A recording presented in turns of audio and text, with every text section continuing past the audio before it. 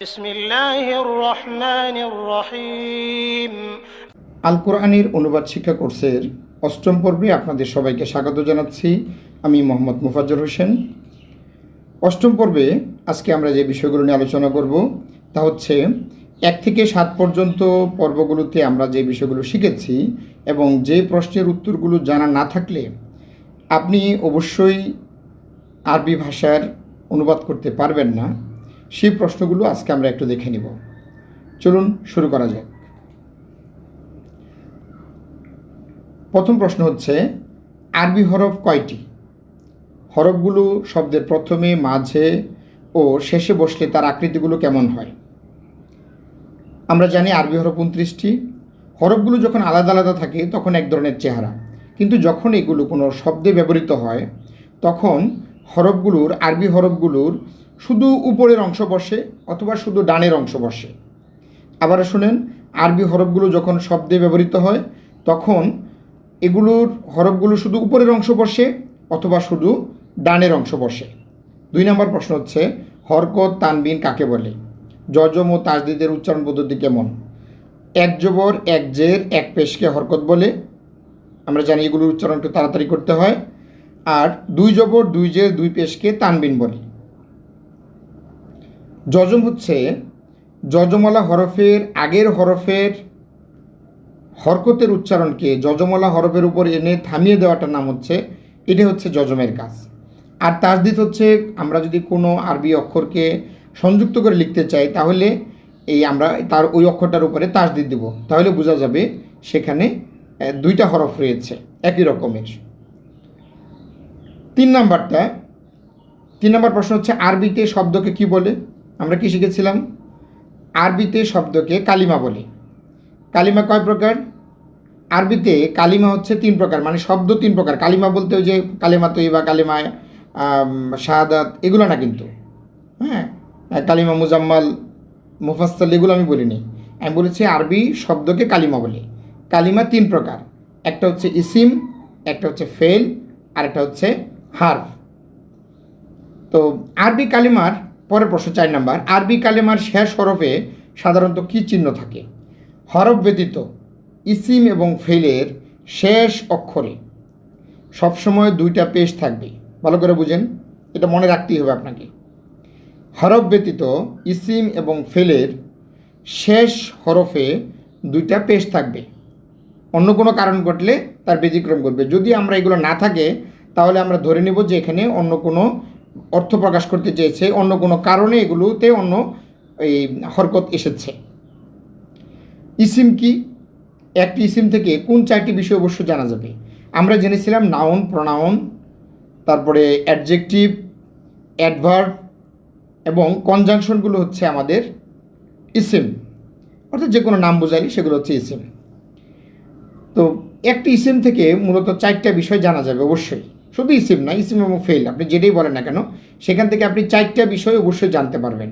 1 number হচ্ছে ইসিমটা definite নাকি indefinite. একটা ইসিম থেকে মোট 4টা বিষয় জানা যাবে। একটা হলো ইসিমটা ডেফিনিট নাকি ইনডেফিনিট, অর্থাৎ আরবিতে যেটাকে আমরা বলি মারেফা নাকি নাকেরা। আরেকটা হচ্ছে ইসিমটা পুরুষ নাকি নারী, অর্থাৎ মুজাক্কার নাকি মুয়ান্নাস, সেটা জানা যাবে। আরেকটা জানা যাবে ইসিমটার আদাত, অর্থাৎ ইসিমটা একটা জিনিস নাকি 2টা নাকি তার থেকে বেশি, অর্থাৎ এটা সংখ্যা জানা যাবে।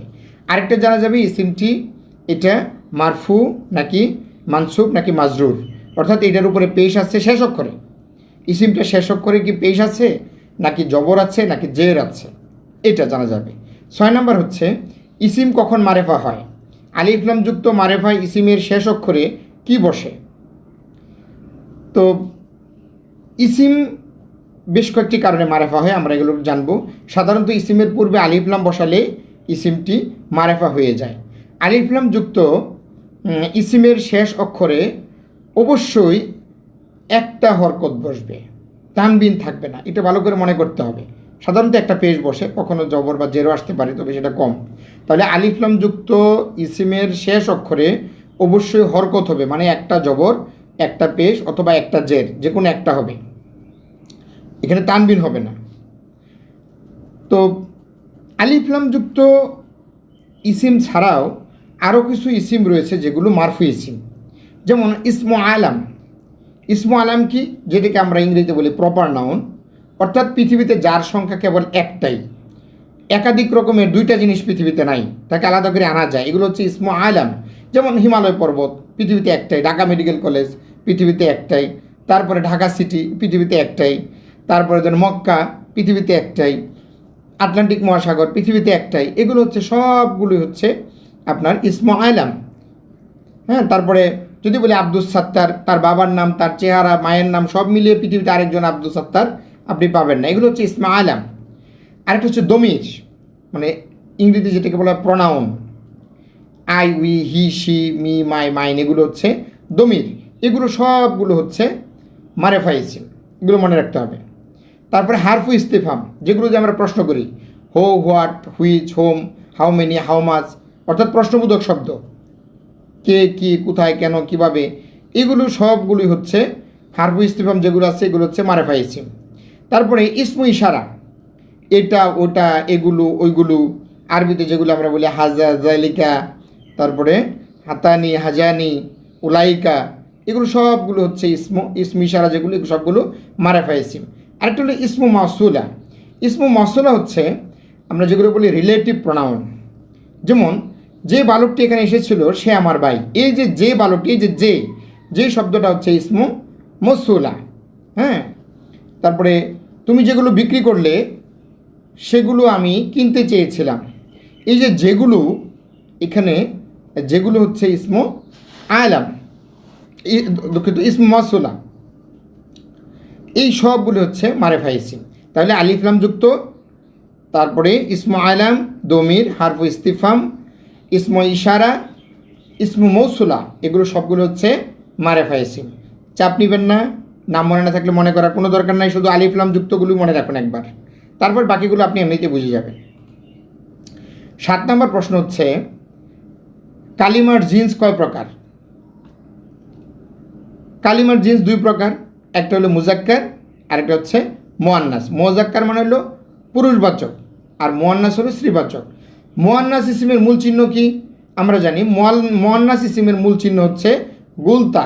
এছাড়াও আরও 2টা চিহ্ন আছে মুয়ান্নাস ইসিম চেনার জন্য, তার একটা হচ্ছে, ভালো করে খেয়াল করেন, একটা হচ্ছে আলিফ মামদুদা, জবরের বাম পাশে একটা খালি আলিফ থাকবে এবং একটা হামজা থাকবে। যদি এরকম থাকে, এই যে আমার কাজটা খেয়াল করুন, একটা জবর, তারপরে একটা খালি আলিফ, একটা হামজা, খালি আলিফ এবং হামজা একত্রে থাকলে এটাকে বলা হয় আলিফ মামদুদা। যদি আলিফ মামদুদা কোনো ইসিমের শেষে দেখেন এরকম জবরের পরে খালি আলিফ এবং একটা হামজা, তাহলে ওটা আপনাকে মুয়ান্নাস ইসিম ধরে নিতে হবে। আরেকটা হলো আলিফ মাকসুরা, এটা হলো জবরের বাম পাশে একটা খালি আলিফ থাকবে শেষে, এখানে ছিল হামজা, এখানে হবে ইয়া। তাহলে জবর, খালি আলিফ, ইয়া যদি কোনো ইসিমের শেষে আপনি এই চিহ্নটাও দেখেন, তাহলেও সেটাকে ধরে নিতে হবে যে ওটা একটা আপনার মুয়ান্নাস ইসিম। এছাড়াও আরও কিছু মুয়ান্নাস ইসিম রয়েছে, যেমন আপনি যদি ধরেন যে সামাই মুয়ান্নাস, যেগুলো আমরা বলবো শুনে বোঝা যাবে, চাচি, দাদি, নানি, এগুলো হচ্ছে সামাই মুয়ান্নাস। মেয়ে, কন্যা, এগুলোর জন্য কোনো চিহ্নের দরকার নেই, আপনি পড়লেই বুঝবেন এগুলো মুয়ান্নাস ইসিম, এগুলো দ্বারা স্ত্রী বোঝানো হচ্ছে, সামাই মুয়ান্নাস। কাজে এই চিহ্নগুলো মনে রাখুন। প্রথমত হলো গুলতা, এটা ভুলবেন না, বাকিগুলো ভুলে গেলেও এটা ভোলা যাবে না। গুলতা, শেষে গুলতা, আবারও বলছি ইসিমের শেষের গুলতা এবং ফেলের শেষেরও গুলতা, এগুলো স্ত্রীবাচক হওয়ার লক্ষণ। তারপরে যে আলিফ মামদুদা যেটা বলছি, এগুলো একটু মনে রাখবেন। যদি মনে না থাকে এগুলো পজ করে আবার একটু ভালো করে দেখুন, প্রথমবারই মনে থাকবে না, একাধিকবার যখন আপনি এই ভিডিওটা শুনবেন এবং দেখবেন তখন আপনার এগুলো ব্রেনের ভিতরে স্থায়ী হয়ে যাবে। আপনার সন্তানকে এগুলো মুখস্থ করানো নিশ্চিত করবেন, সেই জন্য এগুলো বুঝতে পারে, এগুলো ধরতে পারে। মুজাক্কার ইসিমের কোনো চিহ্ন আছে কি? না। কোনো ইসিমের মধ্যে যদি মুয়ান্নাস হওয়ার কোনো আলামত না থাকে, তাহলে সেটাকে মুজাক্কার ইসিম আপনাকে ধরে নিতে হবে। এরপর হচ্ছে কালিমার আদাত কয় প্রকার? কালিমা মানে আমি শব্দ বলছি, আরবিতে শব্দকে কালিমা বোঝাচ্ছি। কালিমার আদাত, আদাত মানে হচ্ছে সংখ্যা। কালিমার আদাত কয় প্রকার? কালিমার আদাত 3 প্রকার। একটা হলো ওয়াহেদ, আরেকটা হচ্ছে তাসনিয়া বা মুসান্না, আরেকটা হচ্ছে জমা। কেউ কেউ তাসনিয়া বললে, কেউ মুসান্না বলে, যেটাকে আমরা ডুয়েল বলি, দ্বিবচন। তাহলে কালিমার আদাত 3 প্রকার। একটা হলো ওয়াহেদ, 1 বচন, আরেকটা হচ্ছে তাসনিয়া বা মুসান্না দ্বিবচন, আরেকটা হচ্ছে জমা বহুবচন। এগুলোর চিহ্ন কি? দেখেন, ওয়াহিদ ইসিমের চিহ্ন হলো আগে একটা আলিফ লাম থাকবে, ওটা ওয়াহিদ ইসিম। আর তাসনিয়া বা মুসান্না হলো শেষে আনি অথবা আইনি উচ্চারণ আসবে। যেগুলোর শেষে আনি অথবা আইনি, যেমন কিতাবানি বা কিতাবাইনি, রসুলানি অথবা রসুলাইনি, এগুলো যদি উচ্চারণ আসে তাহলে আপনি বুঝবেন সেগুলো দ্বিবচন। তাহলে কি উচ্চারণটা কি আসবে? চিহ্নগুলো আনি অথবা আইনি। আমি আগের ভিডিওগুলোতে দেখিয়েছি, ওগুলো দেখলে আপনি পাবেন। আর জমা ইসমে হলো উনা এবং ইনা, মুসলিমুনা অথবা মুসলিমিনা। ভালো করে খেয়াল করুন, উনা এবং ইনা, কিতাবুনা অথবা কিতাবিনা। উনা ইনা হলো জমা ইসিমের চিহ্ন। উচ্চারণটা যদি শেষে উনা আসে অথবা ইনা আসে তাহলে আপনি বুঝবেন সেগুলো জমা ইসিম। 10 নম্বর প্রশ্ন, কালিমার ইরাব কয় প্রকার? ইরাব মানে হলো শেষ হরফে জের, জবর নাকি পেশ। এগুলো 3 প্রকার। পেশ থাকলে মারফু, জবর থাকলে মানসুফ এবং শেষ অক্ষরে জের থাকলে মাজরুর ইসিম। ইরাবের কাজ কি? ইরাবের কাজ হলো এটা ফাইল হবে নাকি মাফুল হবে এটা ঠিক করে দেওয়া, এটা হচ্ছে ইরাবের কাজ। আমরা পরে জানবো। 11 নম্বর, ফেল কাকে বলে? ফেলে কয়টি হরফ থাকে? যার দ্বারা কোনো কাজ করা বোঝায় তাকে ফেল বলে। ভালো করে খেয়াল করেন, যার দ্বারা কোনো কাজ করা বোঝায় আরবিতে তাকে সেই শব্দটাকে বলা হচ্ছে ফেল। ফেলে কয়টি হরফ থাকে? ফেলে 3টি হরফ থাকে।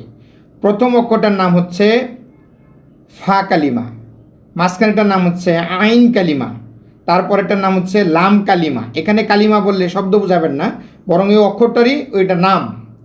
ফা কালিমা, আইন কালিমা, লাম কালিমা। ফেলের শেষ হরফে সাধারণত কী চিহ্ন থাকে? ফেলের শেষ হরফে 2টা পেশ থাকার কথা, কিন্তু বিভিন্ন অর্থ প্রকাশ করতে গিয়ে আমরা ফেলে ব্যবহার করার সময় আর 2টা পেশ আমরা রাখি না।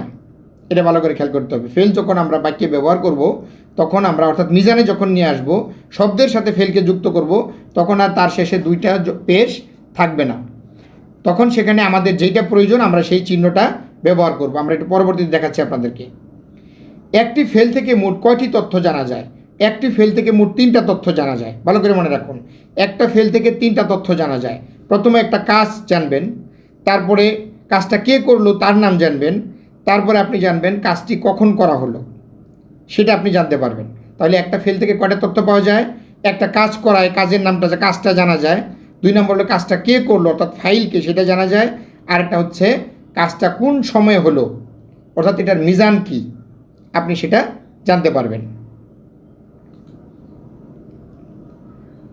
তো সময়ের বিবেচনায়, দেখেন সময়ের বিবেচনায় আমরা আগের স্লাইডে যাই, শেষে সময়ের বিবেচনায় ফেল কয় প্রকার? সময়ের বিবেচনায় ফেল 2 প্রকার আরবি ভাষায়।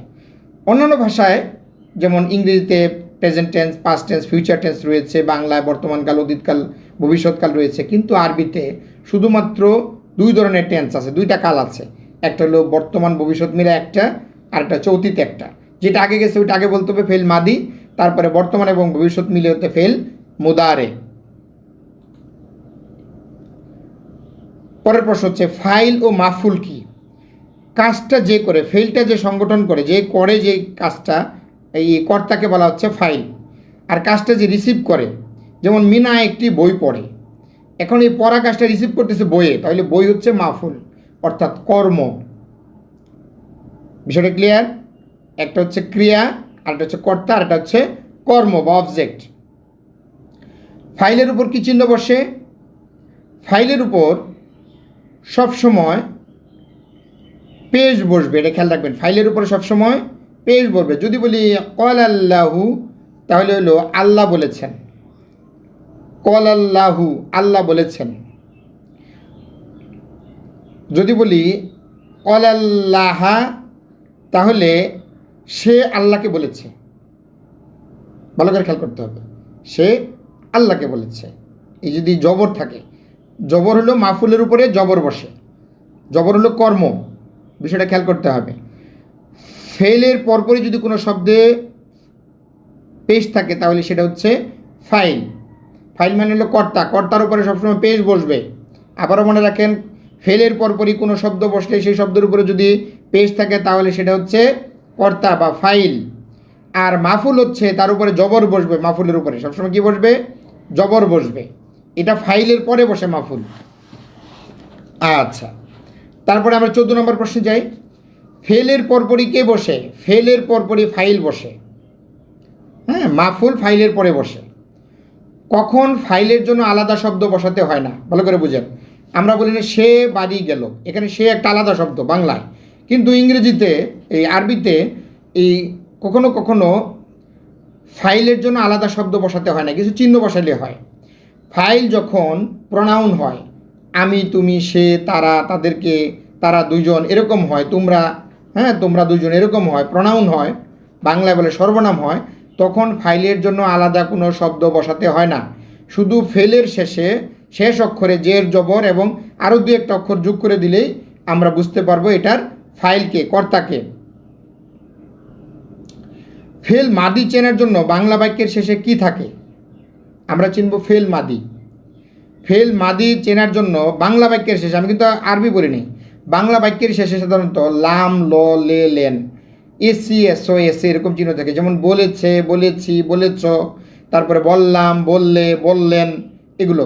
তাহলে এসি, এসও, এসো, লাম, ল, লে, লেন, এসি, এসও, এসে, এসে, লাম, ল, লে, লেন, এই ধরনের চিহ্ন যদি থাকে তাহলে বাংলায় ওই বাক্যটা হচ্ছে ফেল মাদি। সেগুলোকে আমরা আরবিতে অনুবাদ করার সময় ফেল মাদির গ্রামার দিয়ে অনুবাদ করব।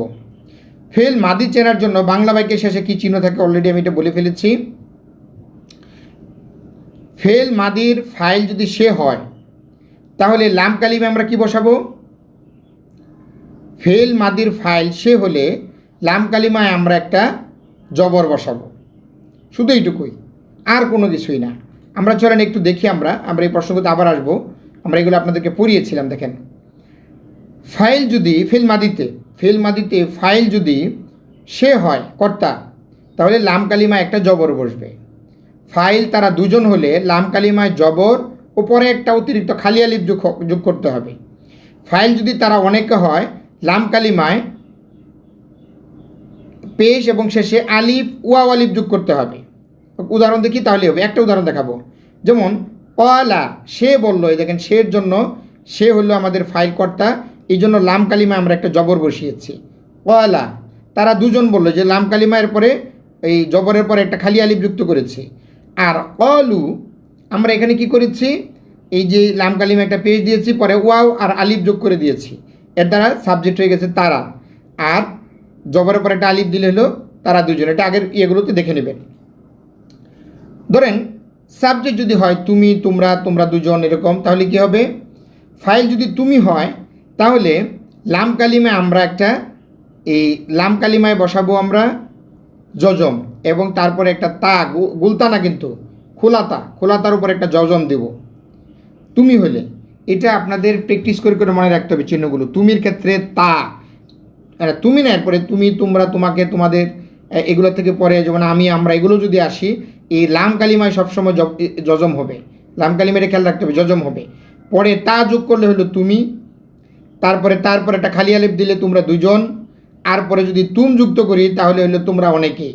তা তুম, ফাইল তোমরা হইতে গেলে, তোমরা অনেকে হইতে গেলে আমরা এখানে তুম যুক্ত করব। আর আগে তো আমাদের এই জজমটা থাকবে, লাম কালিমা জজম সবসময় থাকবে।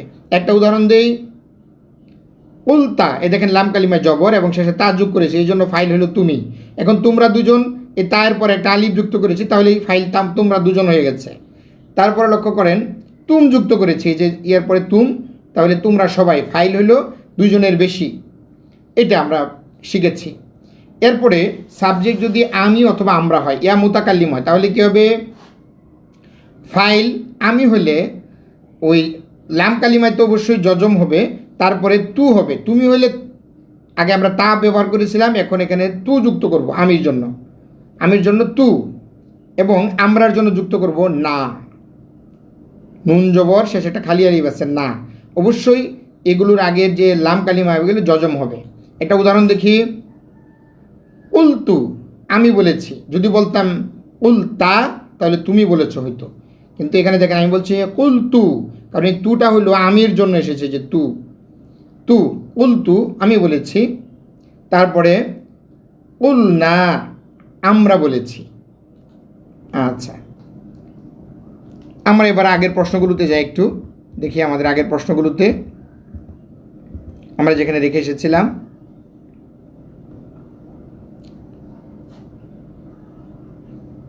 আমরা এগুলো ইতিমধ্যে করেছি, আপনাদেরকে পড়িয়েছি। ফাইল তারা হলে কী হবে, ফাইল তোমরা হলে কী হবে, আমি হলে আমরা হলে কী হবে, এগুলো আমরা করেছি। আজকে এখন 25 নম্বর প্রশ্নের উত্তর। 25 নম্বর প্রশ্ন হচ্ছে, ফেল মাদিকে নাবুদক করতে ফেলের আগে এবং পরে কি বসাতে হয়। আরেকটা আমরা শিখব, ফেল মাদিকে প্রশ্নবোধক করতে ফেলের আগে বা পরে কি বসাতে হয়। আমরা ইতিমধ্যে ধরেন আপনাদের এগুলো আমরা পড়িয়েছি। আমরা যাব ওখানে,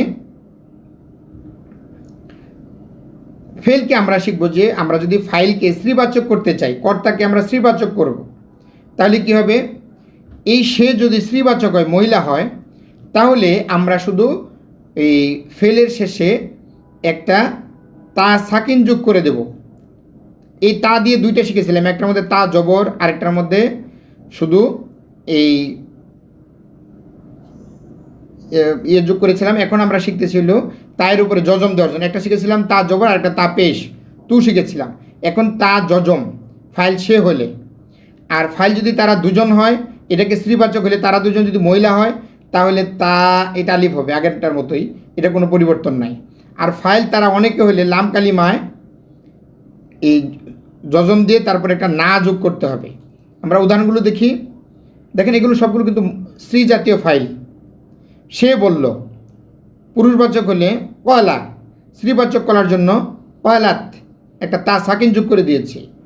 আর দ্বিবচন করার জন্য আমরা যখন পুরুষবাচক হলে আমরা করি, বলি কি কয়লা, একটু টানি এখানে একটা খালি আলিফ যুক্ত করে দিয়েছি।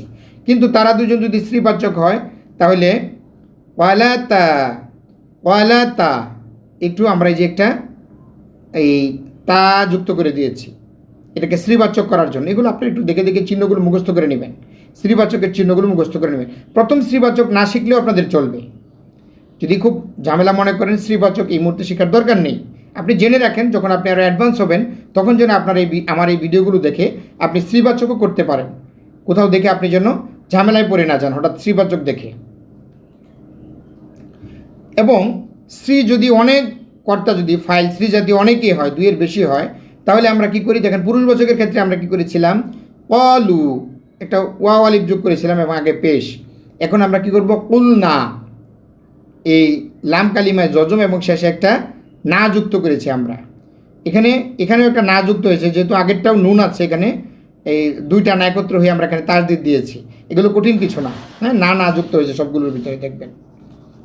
আচ্ছা, এখন যদি তুমি হয়, আমরা আগে শিখেছিলাম তা যুক্ত করতে হয় শেষে, এখন আমরা এখানে তি যুক্ত করব তুমি হলে, আর কিছুই না। তারপরে আমরা তুমা যুক্ত করব, আগে তারপরে একটা খালি আলিফ যুক্ত করে শিখেছিলাম, এখন তুমা যুক্ত করতে শিখব। ফাইল তোমরা দুজন হলে, ফাইল যদি স্ত্রী জাতীয় তোমরা দুজন হয়, তাহলে আমরা তুমা যুক্ত করব। ফাইল তোমরা অনেকেই যদি স্ত্রী জাতীয় হয়, তাহলে আমরা তুন্না যুক্ত করব শেষে।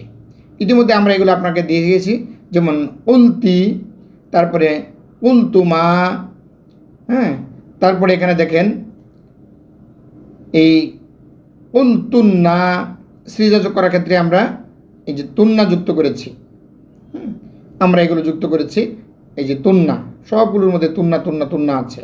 তার মানে হয়ে গেলে ফাইল তুমি জাতীয়, তোমরা স্ত্রী জাতীয় কথার ক্ষেত্রে এই যে তুন্নাটা আসছে।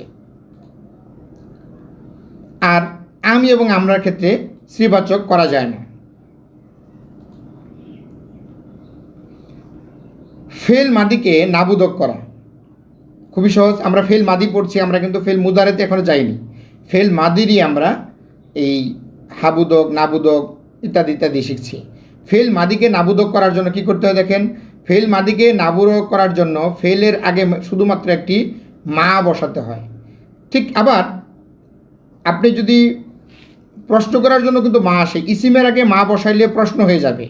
মা কিতাবু, কিতাব কি, মা কিতাবুন, কিতাব কি, মা রসুলুন, রসুল কি, হ্যাঁ, মা বাবুন, দরজা কি। কিন্তু এই মা যদি ফেলের আগে বসান, তাহলে এর অর্থ হবে না। ফেল মাদির আগে শুধুমাত্র একটা মা বসাবেন, অন্য যাই থাকবে আর কিছু পরিবর্তন করার দরকার নাই। মা বসালে সেটা নাবুদক হয়ে যাবে। যেমন কলা সে বলল, কিন্তু যদি আমি বলি মা কলা সে বলল না, যে কোনোটার মধ্যে আসেন।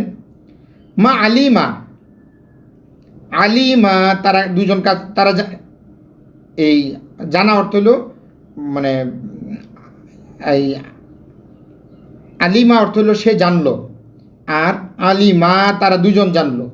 এখন আমি যদি একে নাবুদ করতে চাই তারা দুজন জানলো না, বা তাহলে আমরা কী করবো, একটা মা বসিয়ে দিব শুধু আগে, মা আলিমা তারা দুজন জানলো না। এরকম যে কোনো জায়গায় আপনি যেটা দিয়ে ইচ্ছা করলে দেখতে পাবেন, শুধু একটা মা বসাই দেবেন নাবুদক করার জন্য। ফেল মাদির পূর্বে একটা মা বসাইলেই নাবুদক হয়ে যায়। আশা করি বুঝতে পেরেছেন।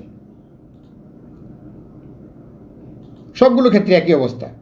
ফেল মাদিকে প্রশ্নবোধক করার জন্য কি করতে হবে, ফেল মাদিকে প্রশ্নবোধক করতে হলে ফেলের আগে শুধুমাত্র প্রশ্নবোধক শব্দটি বসাই দিতে হবে, আর কোনো পরিবর্তন আসবে না। আগেরটার মধ্যে শুধু মা বসাইছিলাম, এখন প্রশ্নবোধক শব্দটা বসাবো। যেমন সে বলল, কলা সে বলল, যদি বলি সে কখন বলল, কোনো পরিবর্তন নাই, শুধু আমরা একটা মাতা বসিয়ে দিব। এরকম আরও অন্যান্য শব্দ আছে, আইনা আছে, হ্যাঁ, মাতা আছে, কাম আছে, আমরা এগুলো দেখে দেখে বসিয়ে দেব যখন যেটা দরকার। যেমন আইনা, আলিমা, আলিমা অর্থ হলো সে জানলো, আর আইনা আলিমা সে কোথায় জানলো। আইনা মানে হলো কোথায়, কাম শব্দের অর্থ হলো কত। তাহলে আরসালা অর্থ হলো পাঠানো, আরসালা সে পাঠালো, তাহলে কাম আরসালা সে কত পাঠালো, এই কাম অর্থ হলো কত। এরকম শুধু আগে প্রশ্নবোধক শব্দটা বসিয়ে দিবেন, তাহলে আপনার হয়ে গেল।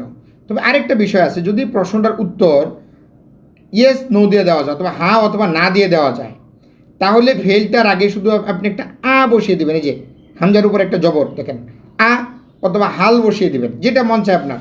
যেমন আলাম তারা, আপনি কি দেখেননি, ওখানে যে আ শব্দটার দ্বারা প্রশ্ন করা হয়েছে, হ্যাঁ, লাম দ্বারা নাবুদক করার জন্য আসছে, এটা আমরা পরে শিখবো, এটা লাম দিয়ে কি এমনি নাবুদক করতে হয়।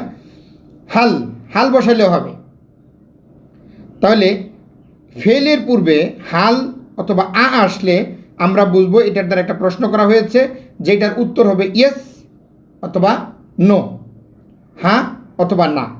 আশা করি বিষয়টা বুঝতে পেরেছেন। তো এখানে অনেকগুলো উদাহরণ আছে, আপনারা এগুলো পজ করে দেখে দেখে এখান থেকে পড়ে নেবেন। বাংলা অর্থ সুন্দর করে দেওয়া আছে, এটা আপনারা পড়ে নিলেই আপনারা বুঝবেন। তো আমরা